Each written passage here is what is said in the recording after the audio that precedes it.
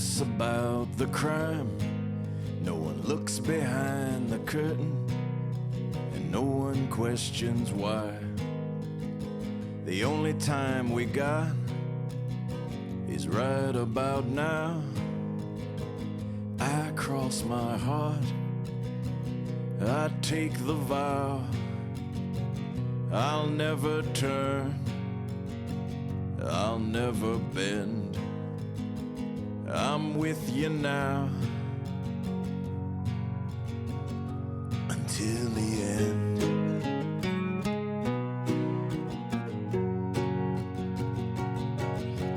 Tonight's the test, tonight's the time. I am the punishment that fits the crime. I'll break the bricks, I'll pick the locks. I don't got nothing, but I'll give what I got. I'll never turn, I'll never bend. I'm with you now until the end.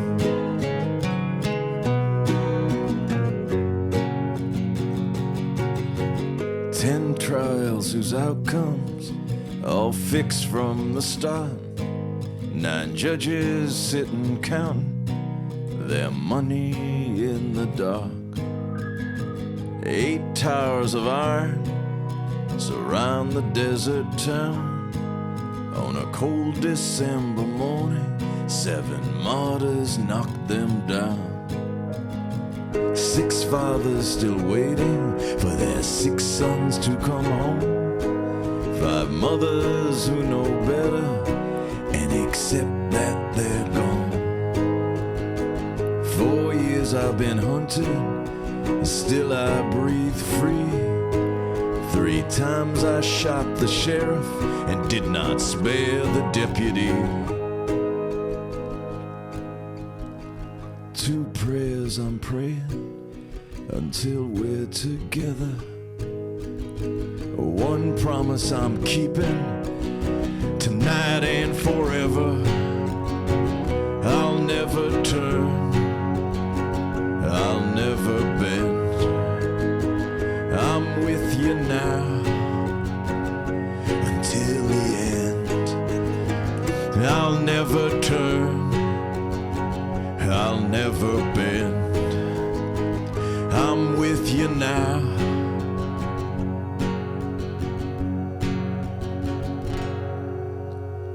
until the end.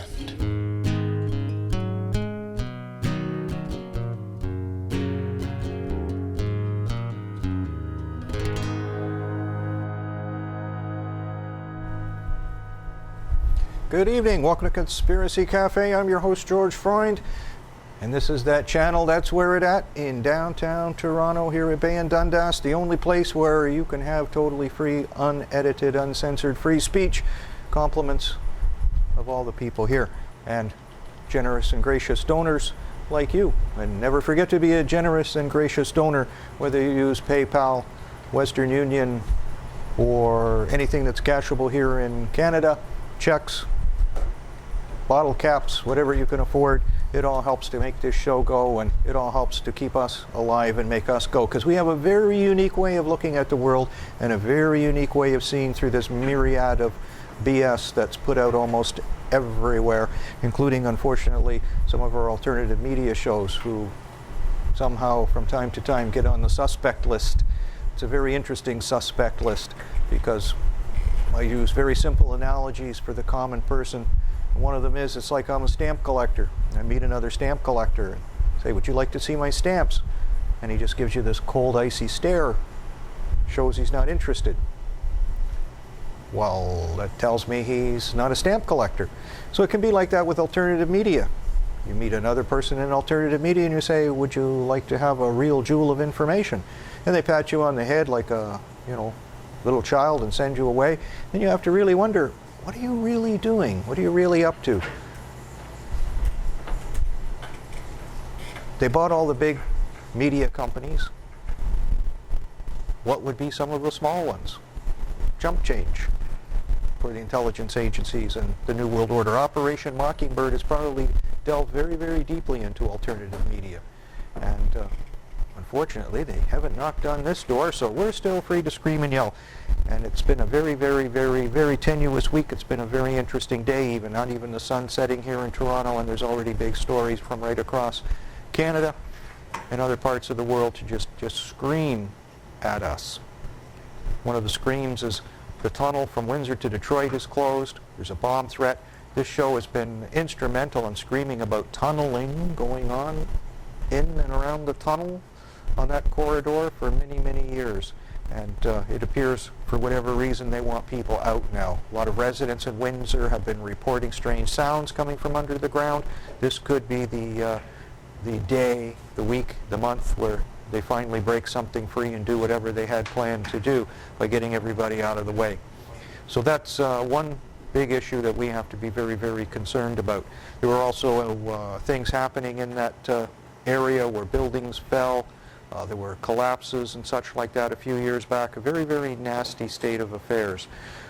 We have big, big flooding going on in Edmonton, Alberta. As we speak, people up to their waist in water. We're probably going to split this show into two pieces so it doesn't go until midnight, because there's just so much to talk about, and the weather has been one. There's been serious flooding in many parts of the world, very localized, but very devastating. And we have to wonder if this is part of the world weather war that may very well be being waged, because it just seems like certain allies of certain nations are getting the brunt of this. Places where you normally wouldn't get such flooding. Calgary, Alberta had a massive explosion. Shaw Communications was taken out with internet, telephones, and such like that. A very, very devastating, localized attack. So what we'll do for that one is just play a video from the Calgary newspaper that gets into this. We ready to make the switch there, gentlemen? All right, let's see here. Hopefully we don't get the commercial to go with it.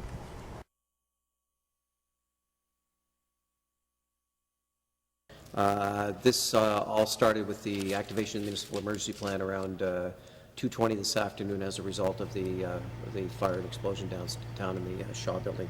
There's currently no power in the building, and that, of course, is part of the major impact that we're seeing as a result of this incident. Just to clear up some confusion, the 911 system is functioning.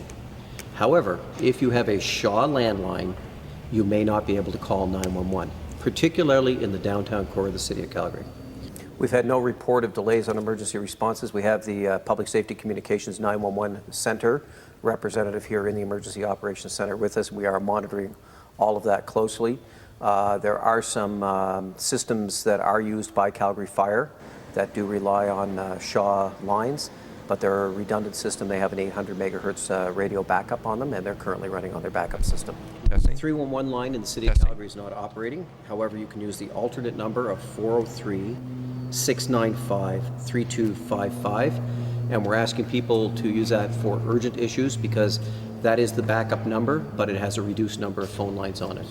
We're working on plans to identify what impacts will be in place tomorrow morning, and we'll be sharing that information with the public as it becomes available. And we are at the point where we're starting to do a resumption plan on trying to get some power back into the building. Yeah, do you know any idea when that might be? Well, there's a standby generator that's been brought down there by Calgary Fire Department, and they're going to try and get their control center up and operating first, which will help them assess their ability to bring other equipment back online. So they're working on that resumption plan right now, how to get the control center up and operating so they can actually look at what other systems have been impacted. Okay.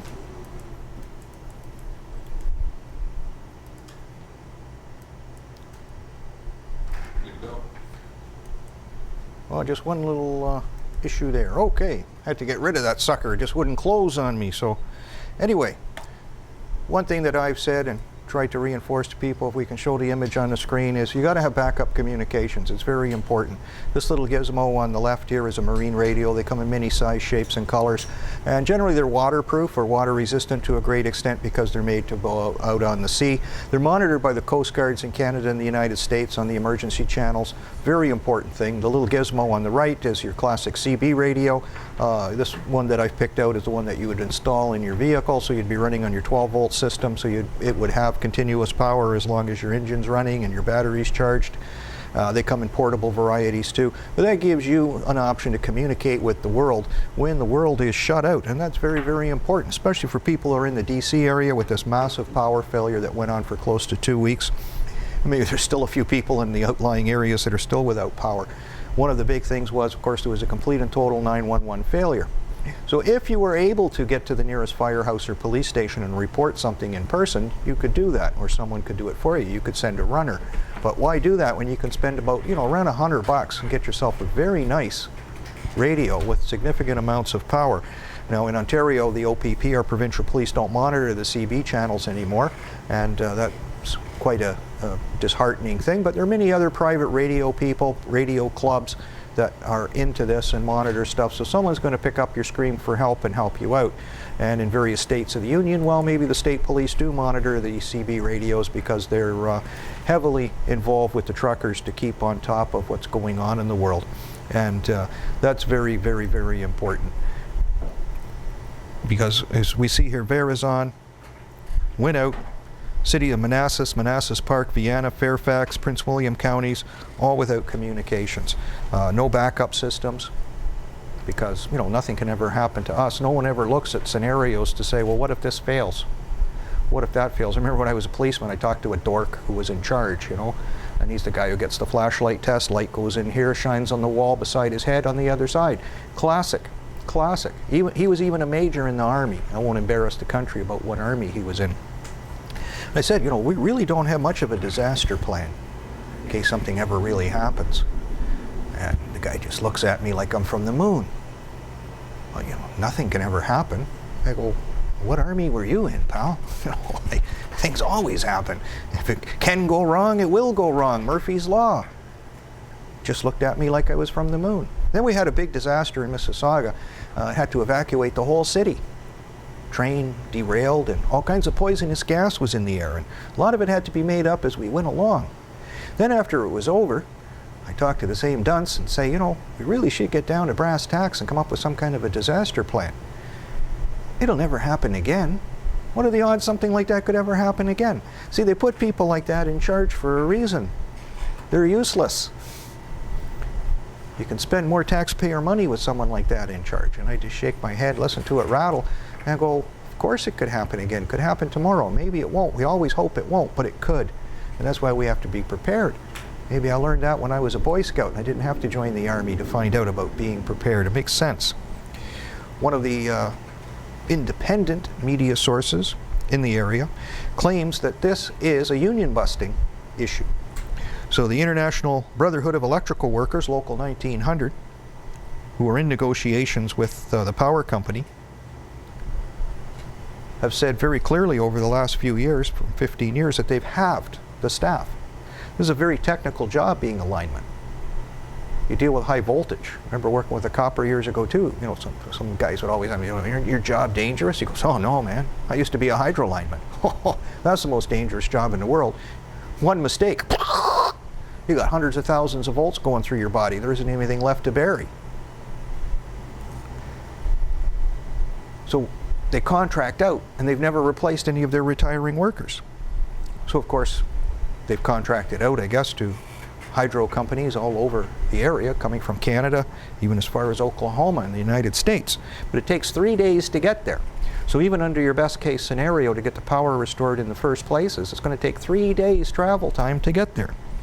That's not sufficient. They also say that the profits that this company is making, from 2008 to 2010, they made $822 million in profits. See, every dime is to go in the pockets of the investors and the owners, but nothing for the infrastructure. And to tell you the truth, if they've been making that much profit, you're probably overcharged double, triple, quadruple too much for your hydro anyway. So this company in the United States is called Pepco, and you know, they're just classic people union busting. They're doing this all over the world. That's the whole concept of globalization. We'll get into that a little bit in the business news. But the whole thing is just to keep everybody unemployed so that you have more money coming into a few small pockets and nothing to spread around. That's insane. It's one thing I got to give credit to Henry Ford for. We have this great video about Henry Ford and his inventions. He invented, or was going to use, hemp for steel on his cars. Doesn't rust. It's lighter than steel, and it was stronger than steel. And there's that classic picture of him swinging an axe into the back of a car made out of this material, and the axe bouncing off with no damage to the vehicle. That sounds like a very good invention. Of course, these cars were also made to run on hemp oil as well. Another classic invention. The petrochemical industry would just be mute.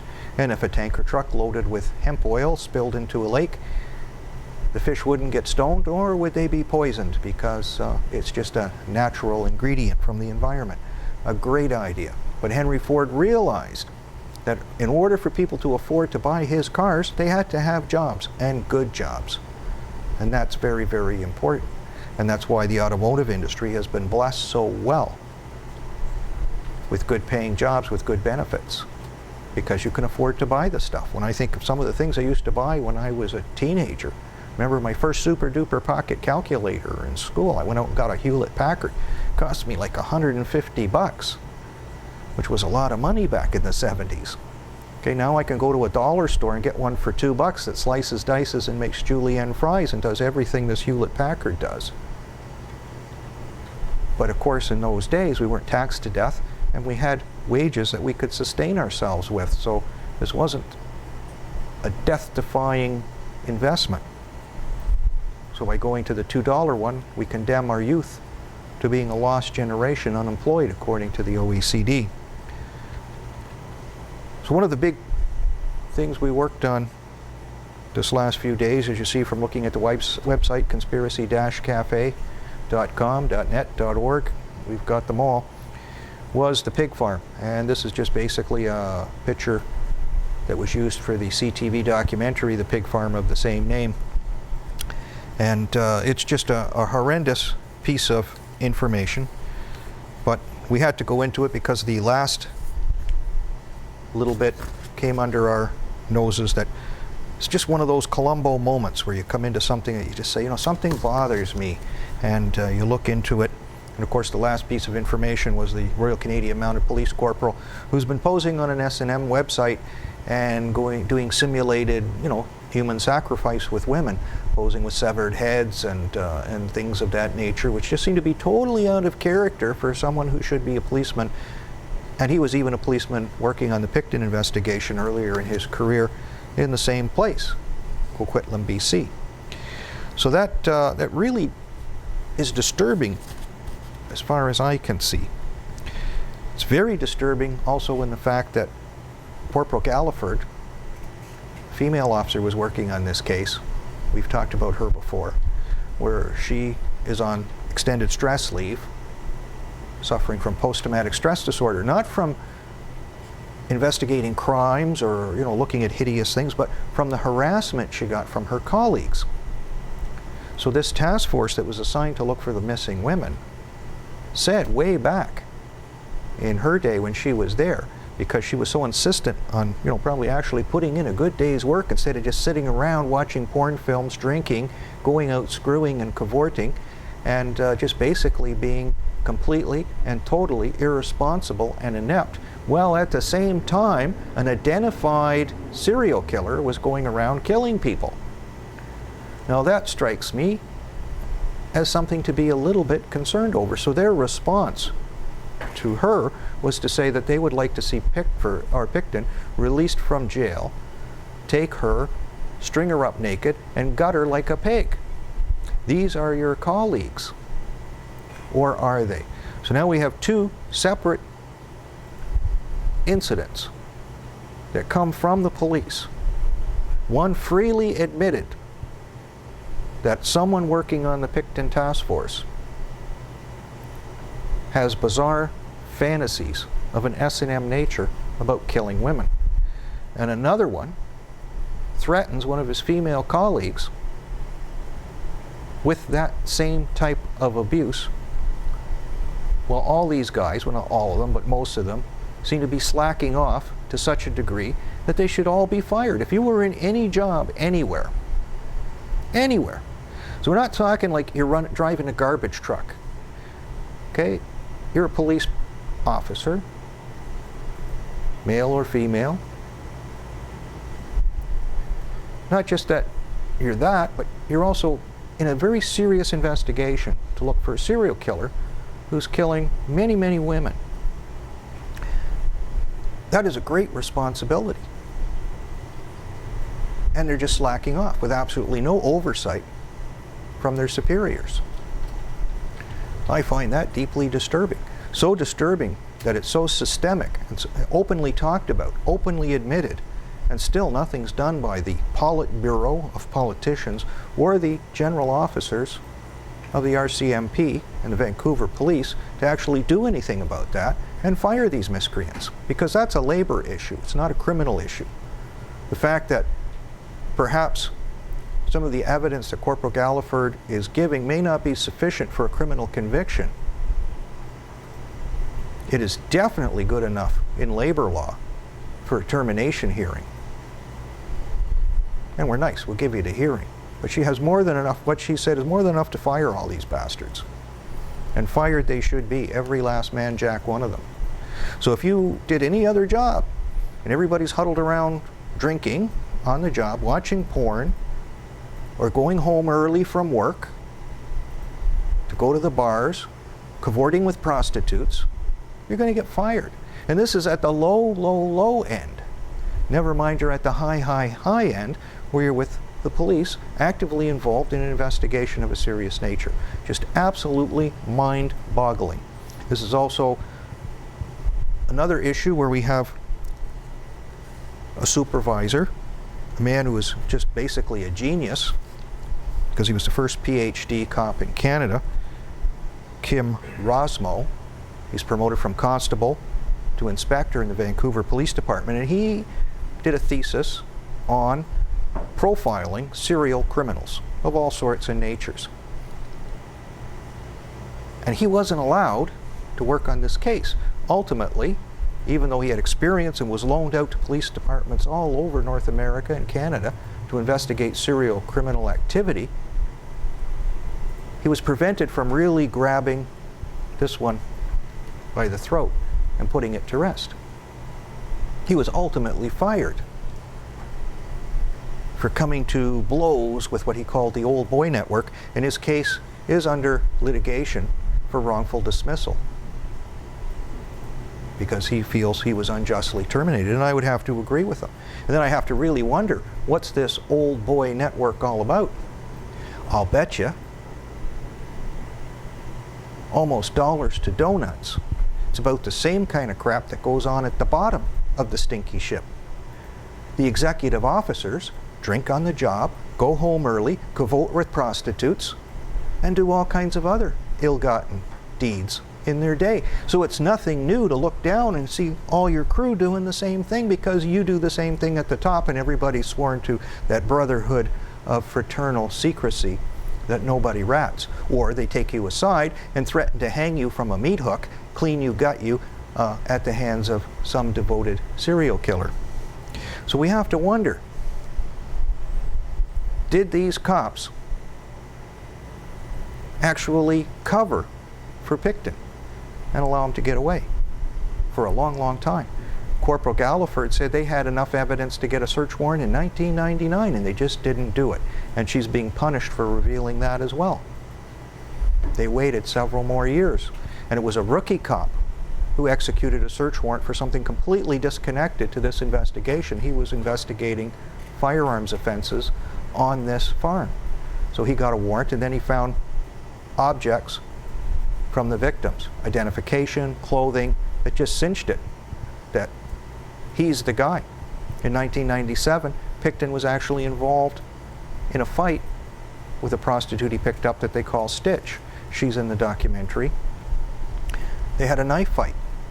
He tried to handcuff her She fought like a tiger, stabbed him several times, just didn't do a good enough job. So they knew that from 1997, and the charges were dropped, which is another amazing thing. Or stayed, I guess is a better way to call it. And you have to wonder, who did Picton know at the top to give him this deal? So obviously, it seems like he's the ring bearer of a New World Order plot of one sort or another involving the police. He was untouchable, just like his confrere here in Ontario, Paul Bernardo.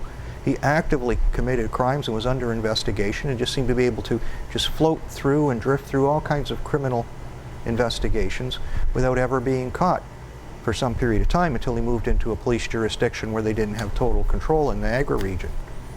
And they busted his ass. So we have to be very concerned. One of the things in the movie that really disturbs me is the fact they said there's a $200 million local drug trade. So right away alarm bells go off too. So if this is going on openly, under the auspices, eyes, and control of the executive officers in that area, are they allowing it to happen for personal profit? Is Picton their boy to take care of business, like get rid of the bodies of people that aren't doing so well supporting this drug trade? Picton made a lot of money selling off portions of the family farm to real estate developers, so he was a millionaire with his brother and sister. He ran a booze can, for lack of a better word, called Piggy's Palace. That's something that's not in the documentary. They leave out a lot of things in that documentary. So by leaving things out, that tells you a lot about, they're leading you like a dog and pony show to come to a conclusion that takes you away. It's just, you know, it's not like the police were incompetent. It was the witnesses who were incompetent. The police aren't involved in this. It's just, they just couldn't get the brass ring because there were just so many suspects to look at. Well, who brought up all these suspects? Probably other police that wanted to muddy the waters and protect Picton. Seemed to be very, very clear and obvious, the fact that he was a suspect, that he did something exactly the same as what happened in 1997, where other ones didn't follow through or didn't look that good. He should have been the primo suspect. And based on the nature and quality of the crimes being so heinous, we used to have a word for it in my day. It was called the Ways and Means Act. Something that doesn't exist. There is no such law. But in an emergency, when lives are at stake, and there is no law to cover something, you just do it. It was just the Nike thing. Because people are going to die or get seriously hurt because there's just no way to do something. Remember one of my instructors talking about a terrible child abuse case in the Niagara region many, many long years ago, where this mother was sadistically abusing her child, a young boy. And they get calls to come to the door. They never heard anything, never saw anything, never smelled anything.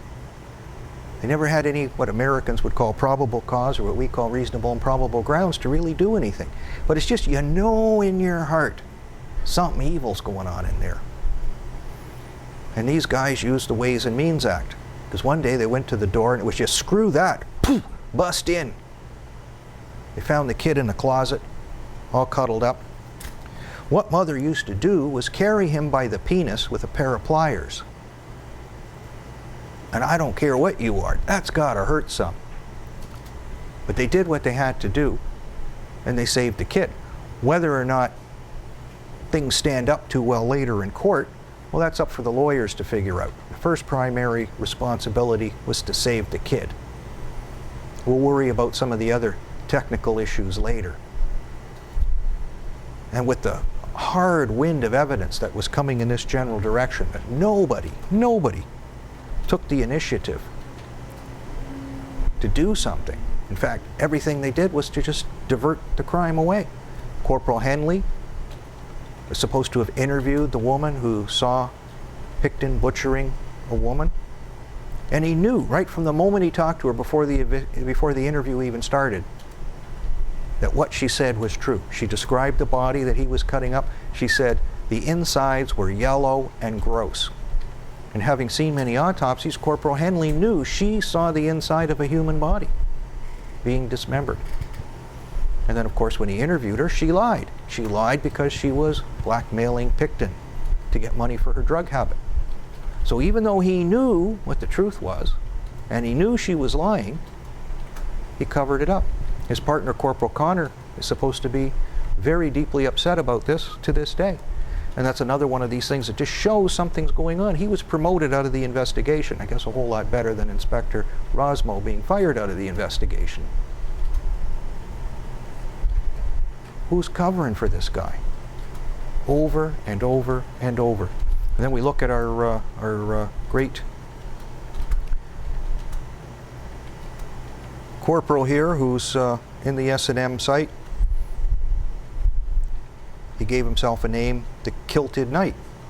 One of the big things that Picton was called, he was called the White Knight. And the security at his club, Piggy's Palace, were called White Knights. So the fact that he's adopted the same style of name, a knight, and he's doing the same manner of act as these killers, has to really set off alarm bells. This is Corporal Galliford here. She was the poster child of the RCMP. She was their spokesperson on TV. She was actually the, or at that time, corporal. She was actually there when they made announcements about this crime. TV personality. They completely broke her down. This is our buddy here, Corporal Brown, the S&M man again, in one of his featured things. And he has this choke chain around the throat of this woman, and he appears to be doing her harm. In other photos, he's got a severed head, he's naked with an erection and stuff like that. It's just kind of defies the image of the RCMP, which is this. You know, the cute guy with the red jacket on the horse, you know, postcard perfect. That's the myth, the total myth. One of the other small pieces of evidence was an RCMP special constable on an Indian reserve investigating missing women reported that they were driven to the farm by other officers. Maybe not specifically for murder, but maybe going to that bar. That 1,800 people went to that booze can on a good night. It was also a registered charity. And that really disturbs me because I believe if you've got $200 million in drug money, what a perfect place to launder the money. Picton had money all over the farm all the time. He was your boy. He gets rid of the bodies, he launders drug money. What more could you possibly ask? He supplies the hookers. So we had the myth, and then this is the reality. Women in chains. And then we have to wonder what these people really are. Who do we have working for us in the police? It's deeply, deeply, deeply disturbing. It just tells us the whole system is pretty much rotten from the bottom up and the top down. And it's like, where are we going to go to fix this? That's going to be a tough one. So of course, while I'm looking into this, because I'm not from BC and I'm not familiar with a lot of the stories that have existed there, but I look further and I find that the Picton farm was near a provincial mental hospital that's existed under various names in different locations in the greater area there. One of the names was called Essendale. There's also a novel called Essendale, and we use that for the picture on the blog. The only thing you can use to describe this place is hell on earth. Guantanamo would probably be a better place to torture your children because there's probably some rules to some degree. Started out as a good place. The medical superintendent, Charles Doherty, used to put mental patients to work, which sounds like a novel idea. In 1934, they established what were called the child guidance clinics. And that probably started out as a great idea. Maybe even Picton went there once because he failed grade 2, he failed grade 3. So he's the perfect patsy to have to take the fall for something because he's just not all that bright. So if he was treated there, based on the level of some of the abuse that goes on, you can just see a total pattern here of some similarities that are used in his crime. So maybe some of his future disorders spring from this place or being in some sort of association with people who have been in this place. And then, because it's systemic state-sponsored abuse, we wonder if even the possible fact that Picton could have been used to dispose of bodies for the mental hospital. We'll get into that a little bit. Some of the abuse that was laid out here is staff would pour hot water on the genitals of the children to get them to go to the bathroom. They submerged them with water to the point of drowning, like waterboarding in Guantanamo, or they put a canvas sack over their head and immersed them with water. When the children fought back, frequently they would bite their handlers. They pulled their teeth out. They pulled their effing teeth out.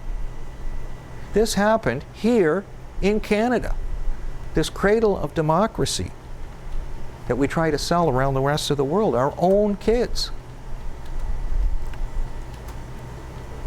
The official report from Ombudsman Dulcie McCollum, completed in August 2001, published in July 2002, spoke of widespread sexual, physical, emotional abuse of the children, unexpected and uninvestigated deaths, hitting, kicking, smacking, slapping, striking, restraining, isolating, very cold showers, very hot baths to the point of resulting in burns, verbal abuse, extended isolation, and then this is where some of the funny stuff comes in, wearing shackles and a belt leash. So remember Corporal Brown's photo there with the belt leash around the neck of the woman, something very commonly used as well by Picton in The Real Deal. And his shackles were handcuffs, which may very well have been used in an institution like that. Documented injuries including bruising, scratches, broken limbs, black eyes, and a swollen face. Between 1926 and 1957, 3,000 people died in custody. The Good Hospital removed the headstones of the deceased in 1997 from 1,800 graves so that they could use these stones to make a barbecue patio. Well, of course, because they have names, they no longer mark the graves. So even though they find now if you find bodies under there or anybody ever looks, you got to figure out who it is, because the grave markers have been disturbed. Maybe they've also taken care of any paper evidence. They've turned that part of the graveyard into a park. After 1958, unclaimed bodies were given to the University of British Columbia for use as anatomy cadavers, and after they're finished with those, they're burned. Usually and frequently, children were committed for life for committing no crime. And then we have to wonder, after 1958, if you murdered, like they said in the Ombudsman's report, some of these unexpected deaths that were never investigated, if they showed obvious signs of trauma, well, a medical student would probably pick that up very quickly. So we wonder if the number of deceased and the number of stones match the number of reported dead. Were some delivered to the Picton farm for disposal?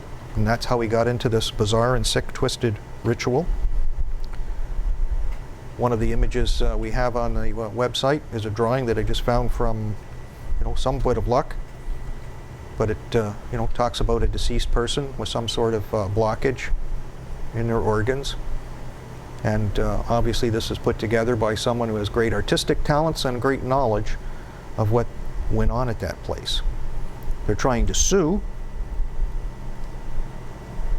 but the province of British Columbia passed a law in, I believe, 1974 that said, you can't sue after this law is passed. It's called the Crown Proceedings Act. So unless you were on record before that law was passed, you're just left to hang out and dry and, almost like beg for mercy. So who's going to force this government who should just come up flat out and just say, hey, wait a minute, this was horrible, and we're just going to give these people money and we're going to settle and get it over with. Why do they have to go to court? Okay, why does a child who has been abused by the government have to go to court? And then who are some of these victims? This was like a reform school, an incarceration place. Wouldn't it be interesting to go through the list of names of Picton's victims and find out maybe some of them were inmates? Because you can't really call them residents of this institution, and they knew too much, and they might have too much credible evidence to present at trial. And he was specifically taking them out of the picture so they can no longer tell any tales about the abuse they had. It wouldn't surprise me in the slightest that the type of person he was picking may very well have been in some sort of custody in an institution like that. They were also used in genetic experiments. This sounds just like, Mengele and Hitler. In drug experiments between 1954 and 1978. 36 research papers were published by the then medical director, Dr. Bluma Tischler, who was openly regarded by the Premier, Bill Bennett, for doing this work. But then our Prime Minister's father-in-law did the same kind of work for the CIA at McGill as well. So it is very rotten at the top. There's no doubt about it. One of the things this doctor did, she did a study about how to get urine samples out of people that aren't cooperative. So you get a big giant needle and you thrust it through the abdomen above the pubic bone and you aspirate the fluid with a syringe, A method, commonly used in veterinary practices with uncooperative cats and dogs. So if you did that to dogs and cats, they'd probably want to lock you up and put you in jail, but you did it to children, helpless children, who already dealt a short hand in life. And they're proud of it. They're absolutely proud of it. And then, just to almost show it's like systemic, that you go to the hospital and complain and they lock you up, in the fall of 1972, the head nurse of one of the sections, the isolation ward, worked there for 10 years, tenured government employee, writes a letter, dangerous, to the Woodlands Superintendent, Pauline Hughes, and copy to the opposition health critic, Bob McClelland, in the legislature. And he actually read this letter in the legislature, telling that the children were being sexually abused by the janitor. And this fell on deaf ears. Nobody cared. He said the kids were being over-medicated and there wasn't control of the drugs that were supposed to be in the hospital. So they could be selling it on the street, for all we know, to help support whatever habits they may have. She couldn't get the administration to actually threaten to go to the media. And that's one thing, if you're ever going to do anything, it's like the Lady Diana mistake, you never threaten to do anything. You just do it. You go Nike on them. You just do it. There's no sense threatening anybody about this. They're going to take you out if it's too good before you get that far. So in November 1972, she goes into the office under escort by her supervisors, a Dr. Hughes, superintendent of Woodlands, who also did genetic research experiments. She's confronted by a Dr. Mackenzie, and she's told that she's insane. She has to be committed for her own good. She tried to resign. They called for an orderly and a matron. They hauled her away, maybe in shackles with something tied around her neck, put her in a car. There were no committal papers.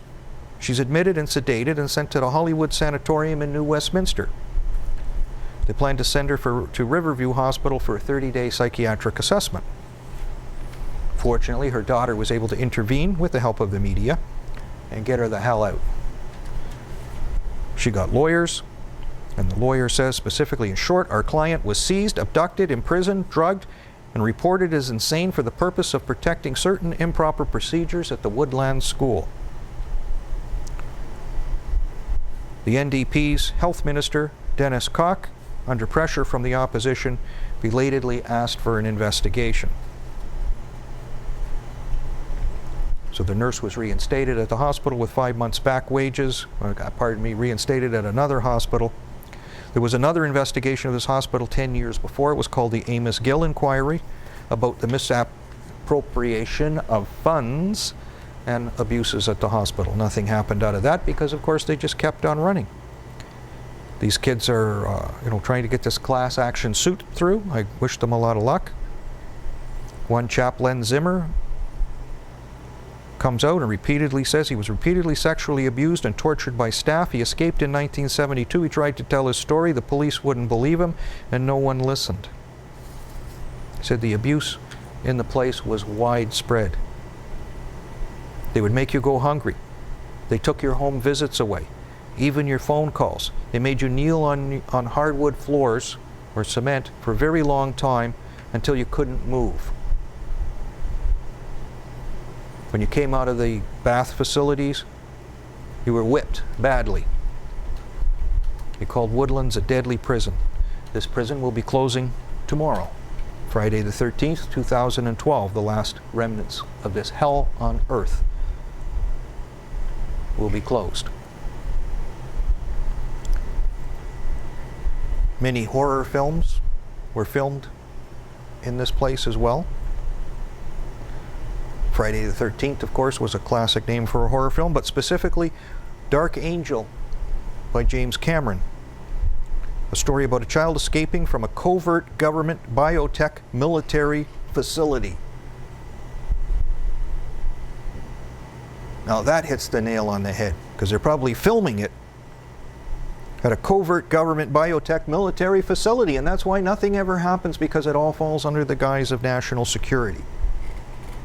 Wouldn't surprise me in the slightest. Halloween Resurrection.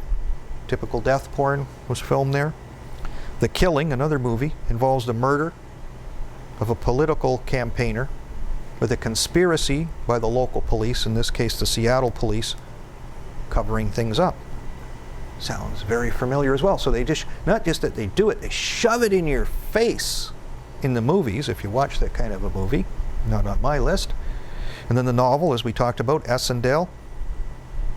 In the blurb to sell it, it goes, "Is this hell or just a psychiatric hospital? Dr. Robert Snow isn't sure. Waking from a drunken stupor in a small green room, the doctor finds he's on the other side of the diagnosis, in a place where life and mental health seem to be going pretty cheap these days. Murder, sexual abuse haunt the hospital. But Snow doesn't really care. He'd rather be dead anyway. When a charming manic cowboy and a world-weary intellectual invade Snow's self-imposed isolation, they drag him out of his deep depression and into the heart of Essendale's black mysteries." So it's like our whole society is the pig farm. Picton said the truth hasn't come out, and I believe him. I would suspect MK Ultra and stuff may be far greater than MK Ultra. This is a picture of one of the versions of Woodland School in New Westminster, set on fire, probably by former inmates. That's a common way of calling attention to your abuses, is setting fires. They do that a lot with churches. And then this is another picture of the same genre about Cox investigations. This confidential written on top. Nothing ever really coming out about it, and someone with some great talent just exposing these horrors. This is A here is where the Picton farm is, and this pink area here is where the hospital is, well within just the other side of the tracks. You got to remember, Picton's farm was much bigger back in the early days when they first bought it. They sold off several lots of it.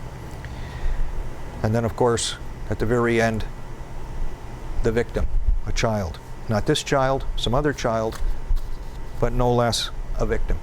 And then we have all this big corporate media, these wonderful people who make all kinds of money and drive BMWs and have makeup artists and make big six-figure salaries, if not more. And where are they? Where are they? This is done on our watch. Where are they? Well, they're not doing their job, that's for sure. It seemed there was a Vancouver Island paper that is the source for this written material, and they did a stalwart job in reporting. Just absolutely stalwart. Where are they now? Where's anyone now? This lawsuit just sitting in Dormantsville. Policemen who fantasize about killing women still serving their community, and nothing happens. Nothing. And then we're going to go a little farther. We're going to hunt serial killers, because there's another one. Picton had help. There's a person claiming that an individual who lives 2.6 miles away from the Picton farm was an accomplice. The mother of this child names this individual, has taken information to the RCMP, and got the same response that they got when they talked about Picton. No response. So their response is, this individual doesn't fit the profile of a serial killer. Well, you guys said the same thing about Picton really at the beginning as well, so I don't take what you say with any great deal of authority. So the mother hired a play therapist through the Vancouver Police Department to bring out some of these sordid deals to confirm the abuse. She has children's hospital reports about some of this. She said when this child was 4 years old, her daughter had been to the Picton farm and seen the same thing that the witness that Corporal Henley dismissed saw. The murder and dismemberment of human bodies. Something that the mother describes as being far more gross and graphic than any type of snuff movie you could ever imagine. So what we're going to do is play the audio of the child's statement, and you can hear in her own words what she said. Can we flip that on there? Nail. With a nail? Yes. And then what? And then, and what he did is,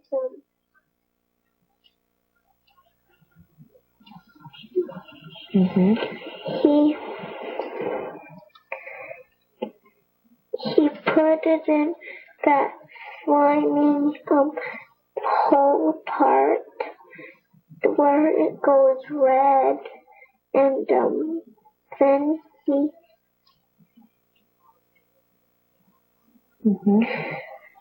and then he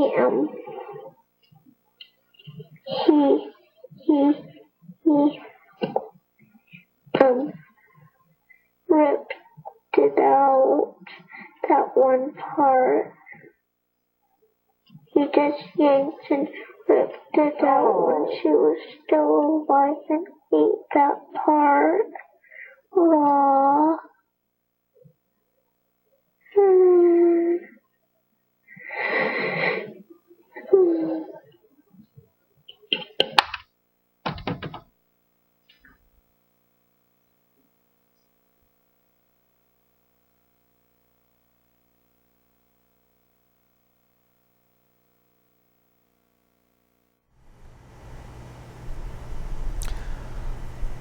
Okay, so our federal police department does not think that things like that are important. It's far more important to put on your big shiny boots and look like you're stomping on a woman and cutting her with a knife. That's important. And then you just have to wonder, like, why is this going on? What does it take to get this dealt with? You know, what part of government, what part of the administration of the RCMP thinks that this is a wonderful thing here? Like, you know, it's just amazing. Like, I meet people who are formerly of the RCMP as I finish this blogs. It's just, you know, out of the blue, a retired staff superintendent comes up with a bottle of wine and offers me a little reward for my day's labors, not maybe even knowing how deep my day's labors have been. Champion investigator in his day. Retired commissioner comes by once in a while and shoots the breeze. Is kind of honored that I even know his name because I'm old enough to remember. You just say, like, isn't there anybody left in a command rank that can just do something? Like, I have a very simple explanation, a very simple plan. You disarm them all, you fire them all, and you disband these organizations completely and totally and start from the ground up. There's nothing to be proud of anymore. Okay? The old motto of the RCMP, maintain le droit, maintain the right, is all gone. Doesn't matter anymore. It's maintain an erection while you're holding a knife to a woman's throat and pretending to slit it, while you're watching porn and drinking and cavorting with prostitutes instead of doing your job to catch a serial killer. And probably far worse, going way, way, way, way up the chain of command, is somebody laundering $200 million, and that's back in Picton's day, of drug money through his registered charity, which was supposed to support women's groups, if you can believe that or not. We have an answer for that. In Los Angeles, there were some allegations of some sexual offenses being committed at a school. They have a new superintendent of schools named John Deasy. He works 18 hours a day, actually goes to the school, sits in on classes, makes surprise inspections. You gotta love this guy for actually getting off his ass and doing something. So a couple of teachers, or staff members, I think one was a teacher and one was a janitor. So the teacher, what he would do is do blindfolded taste tests where he was feeding the children his semen with cookies. See, when I was a little kid, we got juice in cookies. In his school, you get semen in cookies. Well, when this superintendent found this out, he did the honorable thing. He fired them all. Everybody's out of here. You're done. Why? Because he had to smash what he called a culture of silence. That's the most dangerous thing. That was far more dangerous, really, than the offenses. It's this culture of silence. And that's something we exist with in the police as well, this culture of silence, that we condone any bad and evil practice.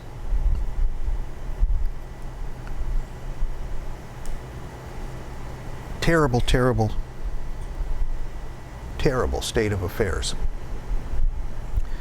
So the funny thing is, if we talk about synchronicity, I was looking for something and I couldn't find it. So I started using Google to say, well, you know, I gotta have got it from somewhere, and I just couldn't find my source material. So what do you want to bet that the website of the mother of this child, if we can show the screen quickly there, is conspiracycafe.net without the little slash that we have in the middle, the little hyphenated part. So she had to pay more than that, because I understand when we were looking for a website, they wanted beaucoup for this one. And anything with just plain out Conspiracy Cafe, the hyphenated version was much cheaper and more reasonable to get. So I just find that, you know, absolutely amazing. And of course there's other longer videos on YouTube that are equally as distressing as this one. But what's it going to take? Who's going to do it? Who's going to do it? Sure isn't going to be mainstream media. Because just as they said here in Inspector Rosmo's case with the wrongful dismissal, the likelihood now of police finding the killer or killers is dismal. They got rid of one of the individual who has the ability and expertise to properly investigate it, and that's Kim Rosmo. Everybody talks about, even in mainstream media, they're convinced we're more serial killers to blame. And I agree.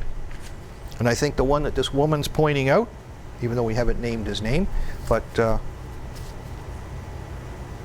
that's easy enough to find out as you look into this matter, and I'll leave that up to yourselves. So I'm not going to name him and shame him, because I didn't do the work to prove that this is absolutely true or not.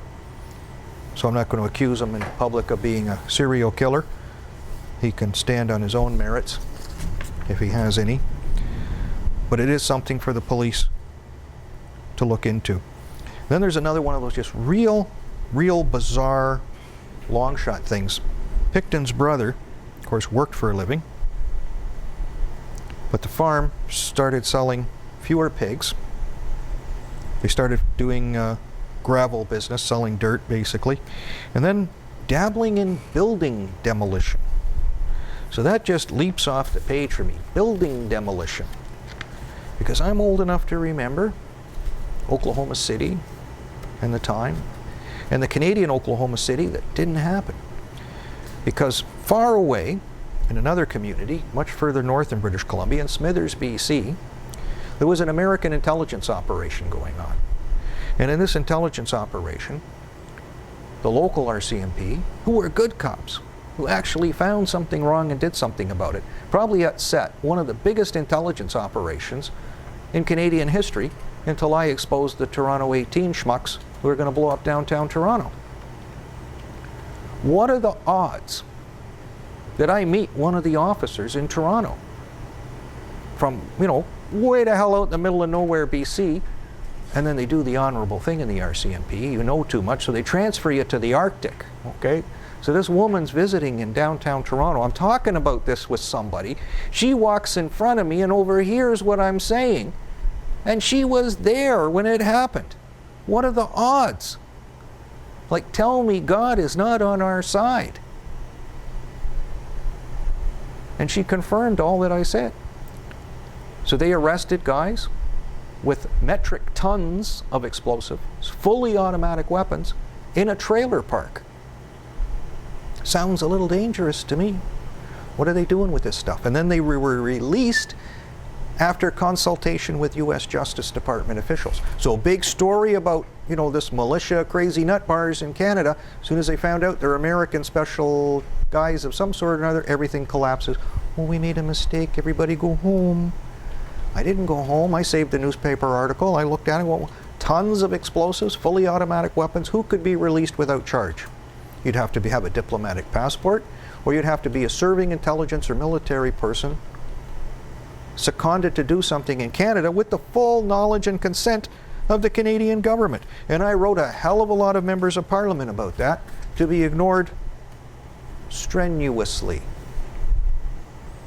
No such animal.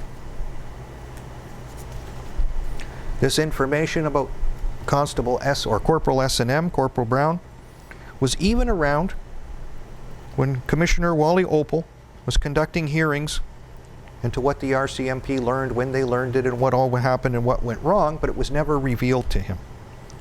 So then the media, they ask, why? Why could that possibly happen? Because it would have been an incredible leap, maybe, that we could have busted up a lot of this, that they were running cover fire for this guy. There's no mistake. That's the most logical conclusion you can have. One of the old things they used to have, when I was being sworn in under the Police Act, one of the primary, unless they changed it 6 ways from Sunday, haven't read it in many years, but one of the things that they said as a requirement, aside from age and your citizenship or all this sort of thing, I think in my day you could even be a British subject, but you had to have good morals. You had to have a good moral standing, be a minimum age like 21, yada yada, good moral standing. And in those days, the good moral standing was if I was living with another woman unmarried, they'd be taking me aside and say, dump the chick, pal, or you don't get a job. You better go home and live with mama. That was the good moral standing of its day. Long gone. And then one of our other good despots, the only show in the world that even dares to talk about the serial killer problem in London, England and Portugal, little Maddie McCann and all that sort of thing, the only show to actually solve the missing person investigation and bring up the most credible suspect from the Freund family, friends of our newspaper editor, and that Chipping Norton set in England, including the Prime Minister. So there's an article that's come out recently from the daughter of Lucian Freud's mistress, longtime mistress, who said the man was dark and sinister. So it's not just that they own this little place in Portugal, Praia da Luz, Portugal, but this guy is dark and sinister. So this little girl, 11 years old at the time, he came up to her and he got in some kind of problem where he had to report a car stolen to the police that wasn't stolen. And he asked this little girl to, cover for him. Guess there weren't any RCMP officers to do it for him. She said, no, I won't do it. I don't know anything about what's going on, whatever. So what does he do? He cuts out letters from a newspaper, posts them on her door, and he says, if you do not go to the police tomorrow, I will kill you. Oh, there we go. He threatens young women with death. He has access to a place in Portugal where a little girl goes missing and is killed, and he's all part and parcel with this hacking scandal of people hacking into dead girls' phones. It's not a big, hard case, that one. It's a very simple case. They did it. Can't be any other. That's the most logical explanation. Rupert Murdoch and company are involved either as accessories after the fact or actually lured children to their deaths. That's the most logical explanation we can have, as painful as it is. But the truth sets us free. We put them out of business. And if we put them out of business, benefit to all of us. Because we're in a lot of trouble as a nation, as a world, if we let these buggers get away with this. Then I guess we'll take a little short break and run this video here. It's a movie teaser called Consent of the Governed, and let somebody else do the talking for a couple of minutes.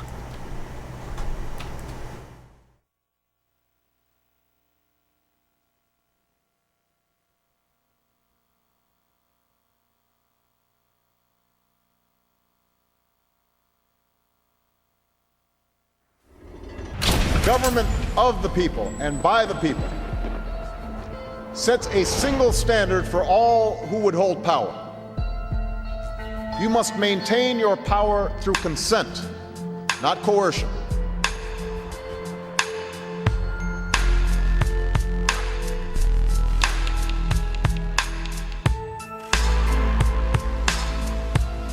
All governments must maintain power through consent, not coercion.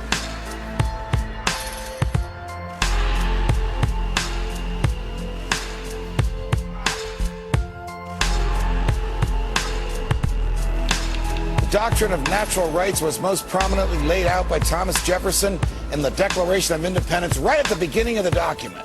We hold these truths to be self-evident, he wrote, that all men are created equal and that they are endowed by their Creator with certain unalienable rights, that among these are life, liberty, and the pursuit of happiness. This is probably the most famous phrase in the English language.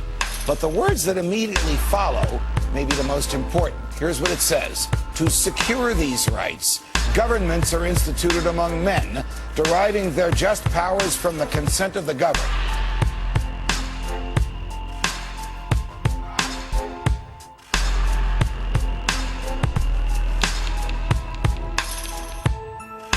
Lawful government only has the powers that we once had and we lawfully gave to the government.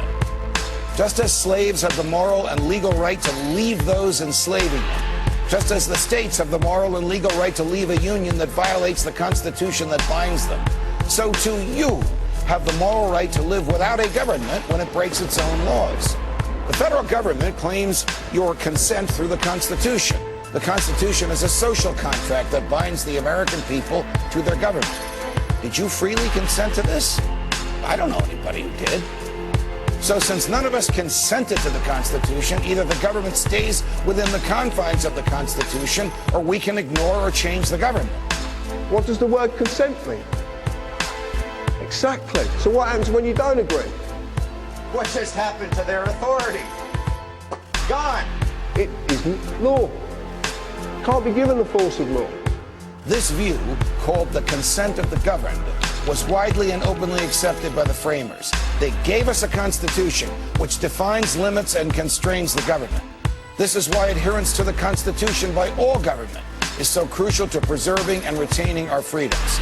The Constitution formalizes the relationship between sovereign people and sovereign states and the federal government. When the Constitution is ignored, so is our sovereignty. And if we can't avoid a government to which we never gave consent and which violates the Constitutions, so will our freedoms be ignored.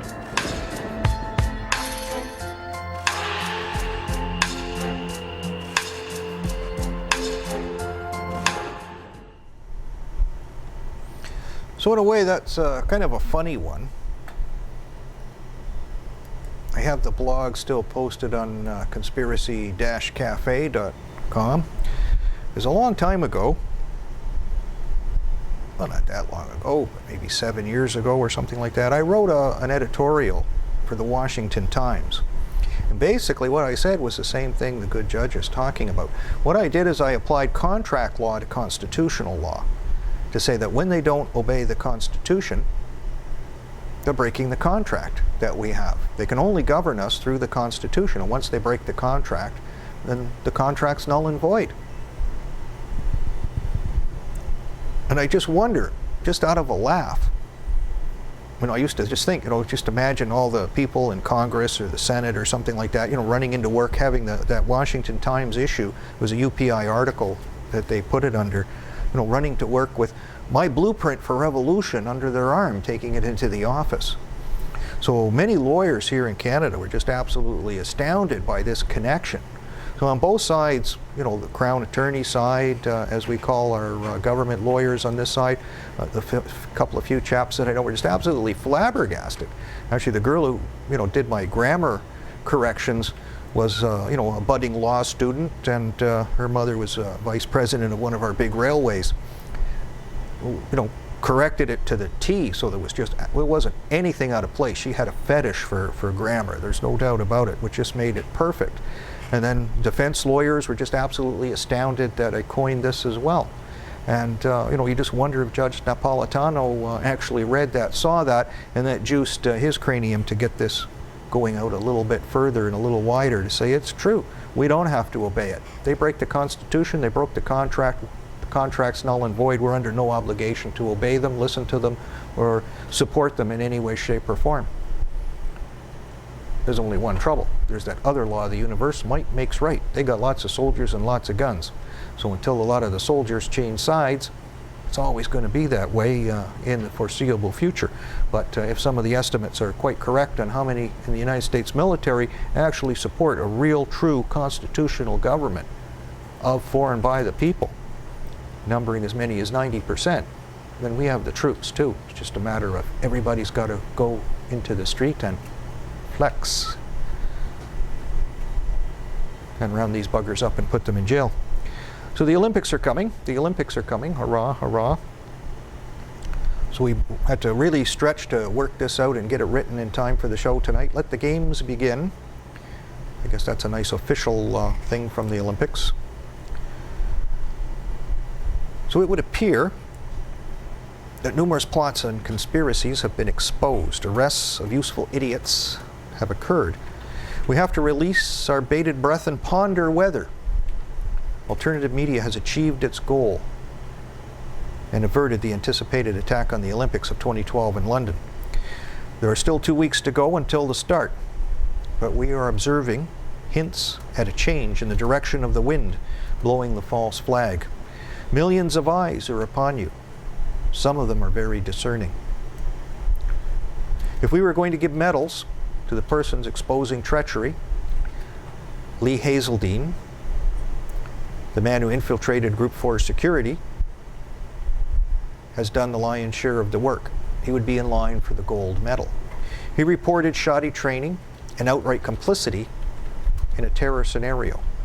He stated a mass evacuation plan was under consideration and guards were going to turn off detectors and scanners.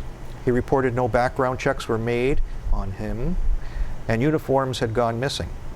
The story went viral and rocked the establishment. The British government has now put 3,500 soldiers in a screening role, replacing Group 4S security personnel. This is good news if the plot was stopped, bad news if it wasn't. The Army would fall under secrecy clauses of the Official Secrets Act. That is disturbing. Of course, Alex Jones and InfoWars are the leader of the pack as far as alternative media is concerned. Considering his tag team effort with Lee, he should be an obvious silver medal. We hope and pray that this wasn't part of a plot whereby we have been duped and they are on the payroll of plotters. Then filling out the course for the Noble Third, Conspiracy Cafe, and myself, we broke the Google code on the same Olympic plots. That may well have started the chain reaction of the plot falling to pieces. However, there are many pieces of the puzzle that stay with the point of the sword, us, and we'll get into some of those news topics. It appears Mr. Hazeldine has lost funding for a film project called Greenwich Village Massacre. It's a story about a man forced into a murderous rampage to free his kidnapped wife. And in law, that is murder still. You may commit a smaller crime in Canadian law to free someone from threats of death or grievous bodily harm, but it doesn't work for capital offenses, I can assure you. But it sure adds a conspiracy angle to his expose. Was he freely importing or acting for money? I fully expect alternative media has been infiltrated by the intelligence services. It was called Operation Mockingbird. Hundreds of millions of dollars were paid to control the alphabet soup network media, the print media. It's chump change to control Genesis Network, perhaps, or some of the other alternative media forums, even the large ones. British police have arrested 6 men in a routine traffic stop in what they say is a non-Olympic event. Seems the men were intent on attacking the English Defence League. These were the people Anders Breivik was supposed to be in communication with. What would be the odds that the English Defence League was an asset of British intelligence? I'd say it's probably pretty high. One of those arrested was a community support officer for the Metropolitan Police. They were allegedly arrested on the M6 tollway near Birmingham, but I've also heard the highway being the M1. They were supposed to have had firearms and an improvised explosive device.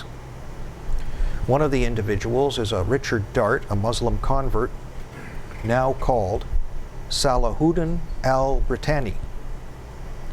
And get this part, Mr. Brittani was featured on the BBC last year in a documentary called My Brother the Islamist. He openly touted jihad and Sharia law. The video was made by his stepbrother, Rob Leach. He made threats earlier in the year to disrupt the royal wedding on YouTube. So you have to wonder, is he really al-MI5da? Because that has all the hallmarks of someone who's working for the intelligence agencies. And this is our gentleman here, Brit Hader, held by cops. So here's the before and the after. And we have to leave it to time, I guess, to tell what the outcome of this is going to be. But they frequently do things like this, manufacture news, information, and individuals to make something look like something. And how hard was it for them to find? The guy was on the BBC on a TV show. And he's featured on many YouTubes where he actually, puts this stuff out. This is the best of the best that the intelligence services could come up with. Probably one of their own guys. Boggles the mind, it really does. Then another guy is arrested for plotting to set off a carload of explosives at the Olympics. Javed Akhtar was arrested in Blackpool. You don't have to put that up, I'm just reading off the screen because I don't have a teleprompter. And it's getting dark here, so I can't read my papers. He was leading someone to believe he had Semtex explosive with the intent to cause an explosion. You get it? He committed a thought crime. He didn't have Semtex. He probably doesn't even have a car.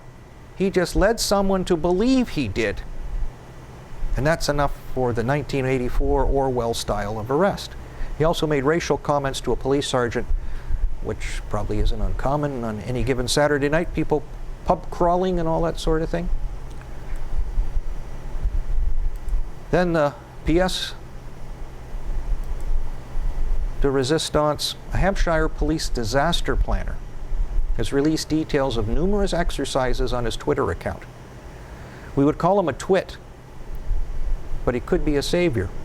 Greg Snellgrove made these revelations in May. So they are old news, and the security apparatus is at time to amend their dire plots. However, we know the operational names and details of several of them. Exercise Emerald Prison involved a hostage seize scenario, just like Lee's film, which starts to make us wonder if they're all on the same team. Exercise Crossley Star involves the Health Protection Agency's Porton Down labs. And we have to remember that this show covered, and it's common knowledge, the link is there, one of their personnel committed suicide back in May. Most disturbing would be Foxwater 12, involving a nuclear submarine. There have been allegations a nuclear weapon was secreted out of Germany on a submarine. So we could show the little tweets here, Aaron, and this is, like what some of the stuff looks like with the names. Joint response to a marauding gun attack. Well, that was the scenario that they arrested this guy, Dart, who's changed his name to Brittani. Some type of gun attack. Is it a coincidence? Probably not. You may notice that Greg, and let's see here if we get a nice picture of him, his job, get a look at that. He's Prince William's doppelganger. He's his double for security reasons. So when they need the prince to go out in places where there may be a little hazardous gunfire, they send Greg Snellgrove. He's the man. That's his job. So obviously he's not a total twit. One of the other pictures he has from his Twitter account is this mess up with a truck on one of the main highways. This little exercise dovetails into the closure of the M4 highway through London.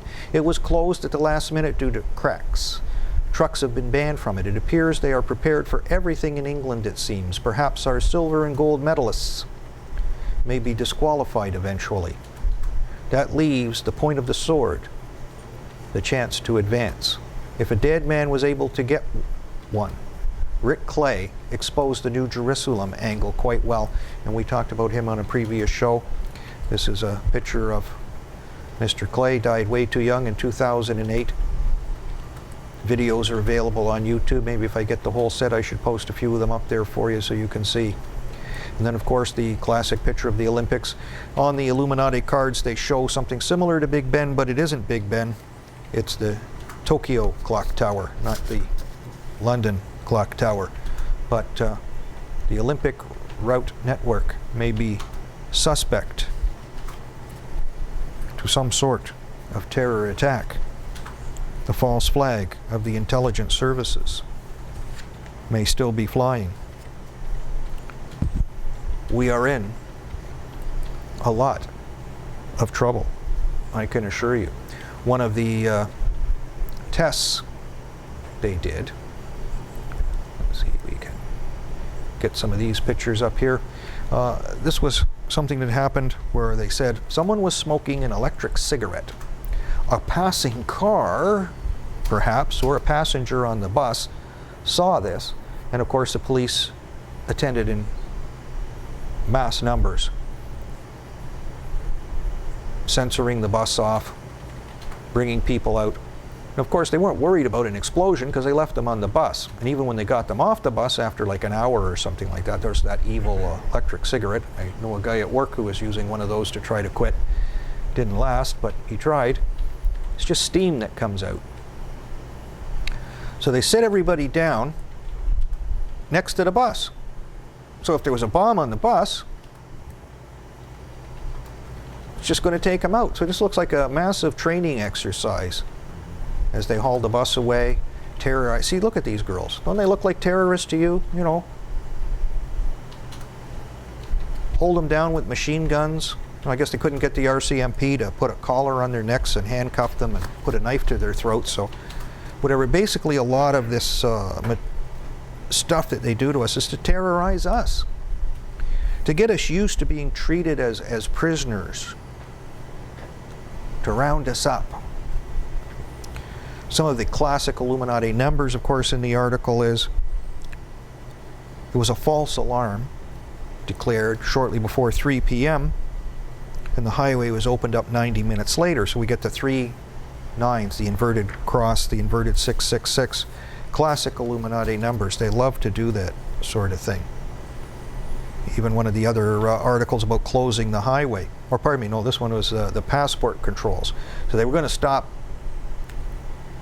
and cut 50% of the people who do passport control when you come across the border in England, just before the Olympics, right? Security measure. Okay. Hey, half you guys, go home.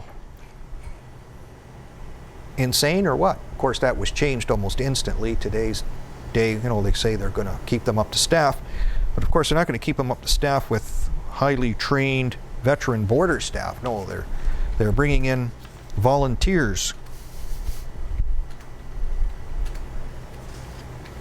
550 volunteers to help stem the chaos at the border, and they're going to have 4 whole days of training. So the code numbers in the article are, the queues for the lineup are 56 minutes. The requirement they have are 45 minutes. 45-minute target, they say specifically. 45 is 9, 56, 5 and 6 is 11. 9/11 target. They make it so clear all the time. There's no mistake. There's not too many other conclusions you can come to. Then, of course, ritual is a major part of the equation, and these are photos of the ritual. This is called Fired Up for London 2012. The Stonehenge gets in the act with the Flaming Festival. Illuminated with fire sculptures. Candlelit past to mark London 2012. Glowing fairy tale environment, mysterious fiery engines, flaming pots, cascades of candles put on by the Salisbury International Arts Festival and a French art group called Compagnie Carabosse. They do it for 3 days from 9 to midnight. 9, midnight, 1 and 2, 3, the inverted cross again. That's the good thing about the Daily Mail. They give you these big pictures so we can really let you have a good look on the satanic rituals, because this is the New Jerusalem. This is where they meet. This is what they do. This is where it's going to happen. And out of the fire, they bring in the new world order or the new life if they can get away with it. So the deep, dark rituals of the Illuminati practice at their New Jerusalem site. Just absolutely uncanny how they can do it all in the open, hook, line, and sinker, and no one really gets suspicious. Well, we get suspicious, but we're a little different, I think, than most, and you have to be a little different to appreciate a show like this too, because we don't just talk about it. We solve crimes. We get down to the nitty-gritty. And we're going to get down to a lot more nitty-gritty soon as well. A whole new avenue is opened up on prophecies of a man in 1972, died in 1974. Prophecies of Olympic terror, prophecies of 9/11. He drew all the images that were in 9/11. He was a famous artist in his day. He was born in 1898 and left this world showing us his prophecies, which are just absolutely amazing. Never heard of them before. Maybe a lot of other people never heard of them before, so I want to do a better job at looking into this, because it's probably very, very important, eh? These people are working hard to take us apart any and every which way they can. The only thing that stops them to a great deal is there are people that don't go with the flow, people that give out alternative ideas and opinions. Some of them find their way on that channel.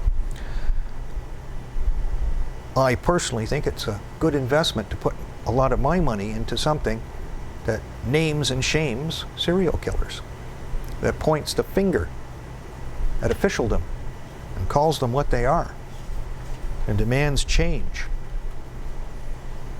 To even just take out one of these pricks for killing a small child is probably worth all the tea in China and putting them to rest, under arrest, for a long time. I think we get very good value for our money. And our friends at the NYPD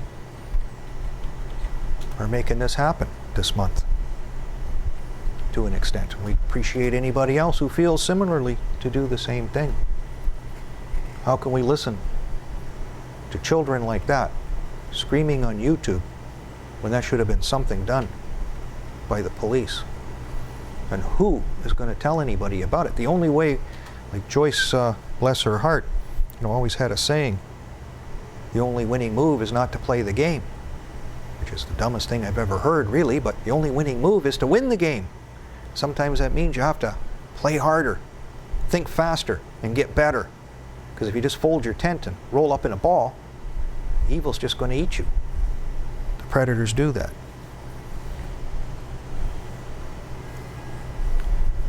I don't know we'll have as much time as I'd like to go through the financial news, maybe we'll just clip through a couple of things because the brink is here. Or I guess we could start with a little funny as we change. Found this little snippet in the Toronto Sun. It's just one of those little articles that you just got to bonk yourself with a rubber mallet. Comes from the state of Texas. So it appears that in the cocktail of drugs they use to execute prisoners in Texas, that they've come across a lot of the drugs that have an expiry date, and the expiry date has been exceeded. And of course you must understand this is a drug used for lethal injection. So they're not going to use it anymore. They're pulling this stuff off. So instead of giving you a cocktail of several drugs, they're only going to give you one because the expiry date's okay. And I guess, I don't know, it takes you longer or slower to die. As I understand, I think one knocks you out and the other one kills you or something like this. But like you gotta really wonder, like, okay, what's the harm of giving a guy you're going to murder or kill a lethal injection drug that's past his expiry date? Like, you know, I don't know, it's part of the survival camp thing there. Like if you find a can of beans, it's a couple of years past the expiry date, I can assure you, you're probably not going to die or anything. You open the can, if it smells okay and the can didn't bust up or bubble or something like that, it's probably okay. Those are just random dates they just pick out of their hat, so you go back and buy more stuff. And they're too cheap to buy more stuff, so they're just going to kill you with one drug because the expiry date's gone. It just boggles the mind. Boggles the mind, it really does.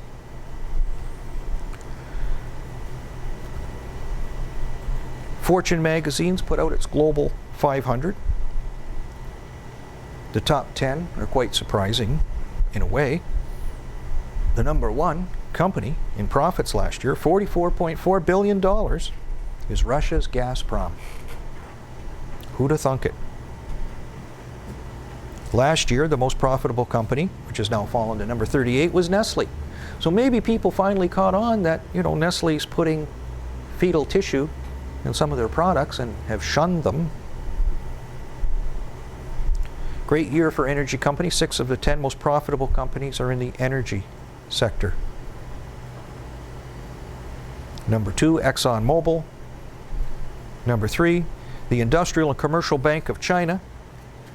Number 4, Royal Dutch Shell, the starters of World War II. Number 5, Chevron. And as I look at the symbol for Chevron, and you see those stripes, you know, it's like your NCO stripes. There's only 2. So he wasn't even a sergeant, he's a corporal. And you got to think about, well, who was that corporal that started World War II? Hitler. The China Construction Bank, Apple.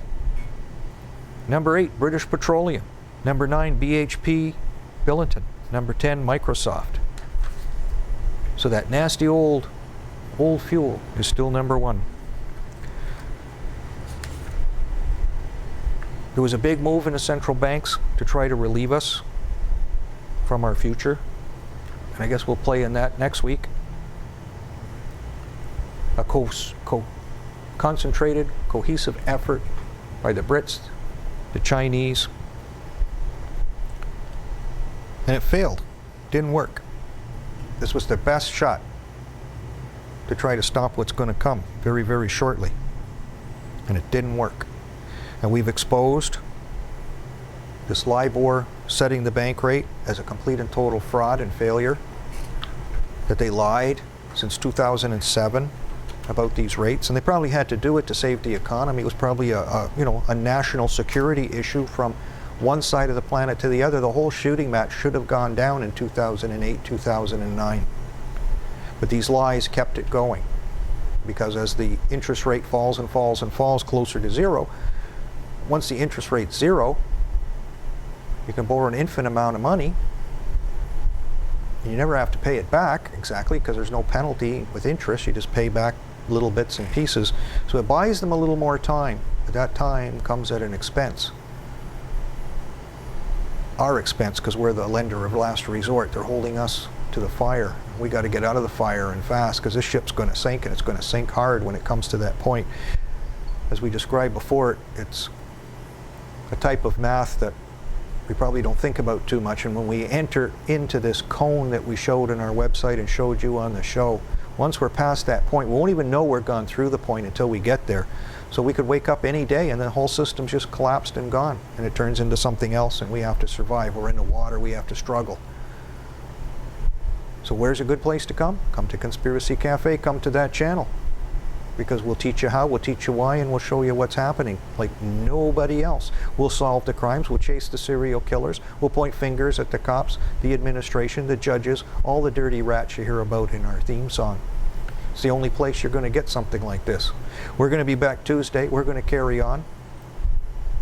We have to thank Randy and Aaron for doing the fantastic job they do and struggling so hard, staying up late when you got to get up early in the morning to come back to work and do it all over again, because it makes a difference.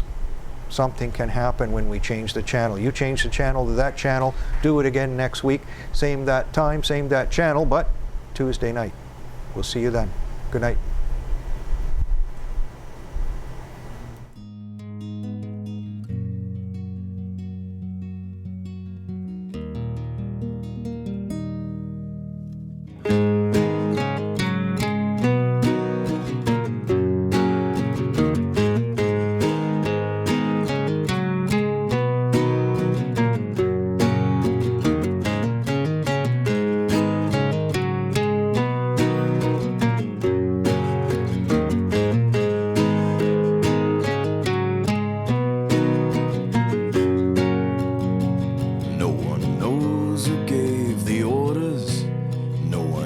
About the crime, no one looks behind the curtain, and no one questions why. The only time we got is right about now. I cross my heart, I take the vow, I'll never turn, I'll never bend. I'm with you now until the end.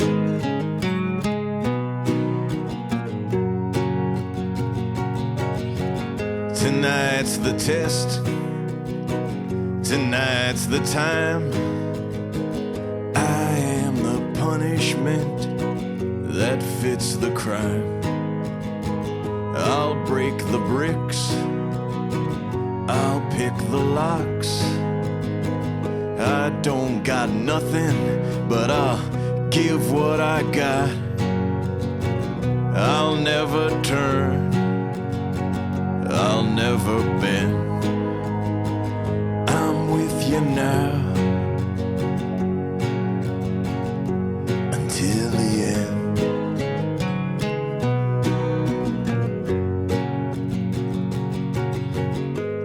Trials whose outcomes all fixed from the start. 9 judges sitting counting their money in the dark. 8 towers of iron surround the desert town. On a cold December morning, 7 martyrs knocked them down. 6 fathers still waiting for their 6 sons to come home. 5 mothers who know better and accept that they're gone. 4 years I've been hunted, still I breathe free. 3 times I shot the sheriff and did not spare the deputy.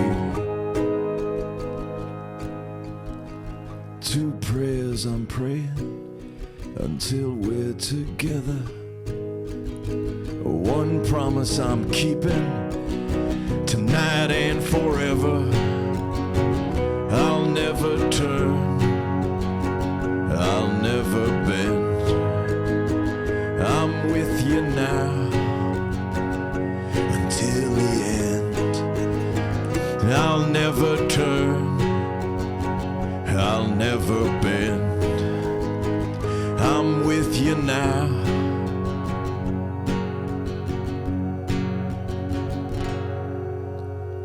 until the end.